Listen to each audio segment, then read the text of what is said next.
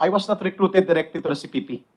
Kaya natutuwa ako na nakikinig ako sa mga officials ngayon and the senators discussing things which are never known to public, even to the government themselves, especially the military, Mr. Chair and Senator Soto, sir.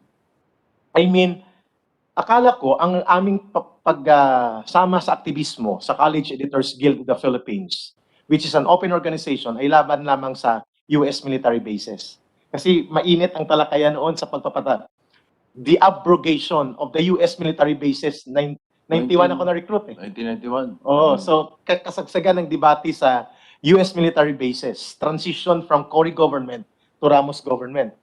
So nang ma-recruit ako sa CGP, tuwang-tuwa ako kasi these are things that I never learned in school.